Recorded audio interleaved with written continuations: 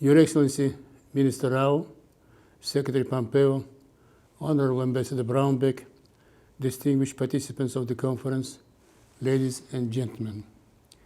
We are very pleased to note that the Ministerial Conference to Advance Religious Freedom, launched on the initiative of the United States in 2018, has gained broad international support and proved to be an effective platform for the exchange of views and the best practices in the field of ensuring religious freedoms and beliefs. Uzbekistan has been an active participant of this important conference, the key thesis of which is very much in line with the spirit of the in-depth democratic reforms successfully unfolding in Uzbekistan under the leadership of President Shavkat Mirziyoyev, aimed at ensuring the rights and freedoms of citizens and their religious beliefs. We believe that religious freedom is an unalienable right of every citizen and the essential condition for peace, stability, and prosperity of the country. It is this principle that guides democratic reforms and the development of civil society in Uzbekistan. Dear participants, allow me to brief you on our country's experience in ensuring religious freedom, as well as the consistent implementation of our country's international commitments in this regard. In a relatively short span of time, Uzbekistan has undertaken specific measures to strengthen religious freedom. First, the Parliament of Uzbekistan developed a new draft of the law on freedom of conscience and religious organizations based on the norms of international law and the best democratic practices. In the process of drafting this document, we have consulted closely with leading international experts, including representatives of the Office of the UN Special Rapporteur Ahmad Shahid, U.S. Ambassador at Large for International Religious Freedom Sam Brownback, the OSCE Office for Democratic Institutions and Human Rights, the Venice Commission of the Council of Europe, the U.S. Commission on International Religious Freedom, and International Center for Legal and Religious Studies in Brigham Young University in the United States. We are grateful to our international partners to constructive cooperation.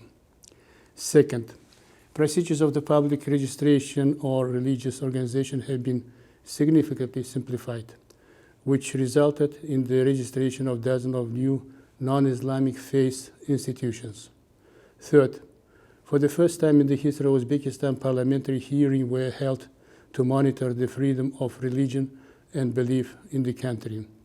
This event was attended by the UN Special Rapporteur Ahmad Shahid, representatives of the Office of the UN High Commissioner for Human Rights and its Regional Office for Central Asia, the U.S. State Department, the U.S. Commission on International Religious Freedom, representatives of NGOs and research centers.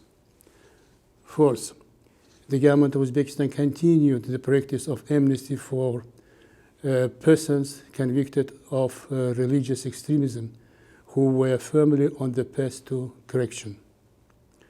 In total, from 2016 up to now, 4,613 prisoners have been pardoned, of whom 36% were convicted for participation in the activities of banned organizations. The transformation taking place in Uzbekistan are sustainable and irreversible, and we are determined to continue making real progress. This is one of the main priorities of the development strategy of Uzbekistan, initiated by the President Shavkat Mirziyoyev. Ladies and gentlemen, against the backdrop of the coronavirus pandemic and the global economic crisis, it is becoming increasingly important to protect vulnerable people as well as ensure fundamental human rights and freedoms in order to provide everyone with equal access to basic social and health services. I am pleased to note that during the pandemic in our country we succeeded in maintaining the interethnic harmony and religious tolerance, which are deeply rooted in the conscience of the Uzbek people.